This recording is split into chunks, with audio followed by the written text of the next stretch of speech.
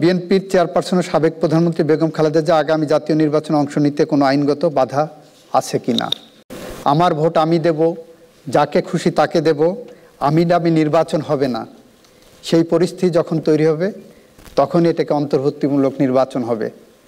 আওয়ামী লীগ বাংলাদেশের মানুষের দৃষ্টিতে, পৃথিবীর ইতিহাসে, পৃথিবীর মানুষের সামনে একটি স্বৈরাচারী রাজনৈতিক দল হিসাবে ইতিমধ্যে আবির্ভূত হয়েছে, যার ভূগোল, যার ইতিহাস, যার সাহিত্য সব কিছুর মধ্যেই ফ্যাসিজম রচিত হয়ে আছে। তারা বাংলাদেশে নির্বাচন করলেন বা না করলেন তার উপর ভিত্তি করে বাংলাদেশে অন্তর্ভুক্তিমূলক নির্বাচন হবে কি হবে না সেই বিষয়টা এখানে মুখ্য বিবেচ্য হিসাবে সামনে আসবে না। আরেকটি প্রশ্ন আছে, আগামী নির্বাচনে আওয়ামী লীগ অংশগ্রহণ না করতে পারলে তাকে এটা গেল।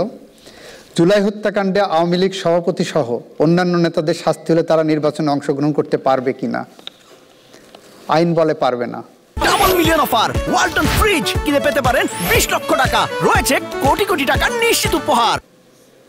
এ আইন শাশ্বত আইন। এ আইন 72 সালের পরের থেকেই চালু আছে। নতুন করে আইন সংশোধন করে বলতে হবে না যে উনি সাজাপ্রাপ্ত বা দণ্ডপ্রাপ্ত, শুধু উনি নির্বাচন করতে পারবেন বা পারবেন না। দণ্ডপ্রাপ্ত ব্যক্তি নির্বাচনে অংশগ্রহণ করতে পারবে না। এটা আমাদের শাশ্বত আইন, প্রচলিত আইন, এবং এই আইনটা বাংলাদেশের মানুষ দীর্ঘ 54 বছর ধরে গ্রহণ করে আসছেন। সুতরাং এখানে কোনো দ্বিধার কোনো জায়গা নাই, দ্বিধান্বিত হওয়ার কোনো সুযোগ নাই। পরবর্তী প্রশ্ন, বিএনপির চেয়ারপারসন ও সাবেক প্রধানমন্ত্রী বেগম খালেদা জিয়া আগামী জাতীয় নির্বাচনে অংশ নিতে কোনো আইনগত বাধা আছে কিনা? ওনার যে মামলাগুলো আছে সেই মামলাগুলো ইতিমধ্যে অনেকটা খালাস হয়েছে, অনেকে মুক্তি আছেন, এবং সেখানে আইনগত কোনো বাধা আমি আপাতত দেখছি না। আগামী দিনে নির্বাচন যখন হবে তার সামনে রেখে কোনো বাধা আসবে কিনা সেটা সময় বলে দেবে, তবে আপাতত কোনো বাধা আমি আইনগতভাবে দেখছি না। কে এম নুরুল হুদার নেতৃত্বাধীন কমিশনের বিরুদ্ধে অসদাচরণ ও আর্থিক অনিয়মের বিরুদ্ধে যে অভিযোগ উঠেছিল তা তদন্তে কোনো অগ্রগতি নাই, এ বিষয়ে আপনার বিশ্লেষণ কি? কারণ কে এম নুরুল হুদার নির্বাচন কমিশনের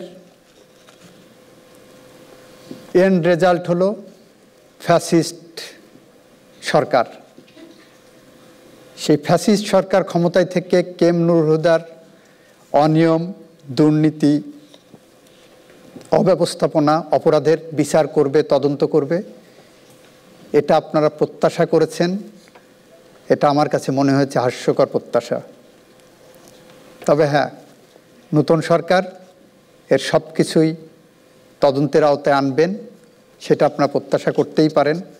আমি আপনাদের প্রত্যাশার সহযাত্রী, স্বপ্ন সারথি, আপনাদের প্রত্যাশার দোসর হিসাবেই মনে করি তদন্ত হবে, বিচারের আওতায় আসবে, শাস্তি হবে।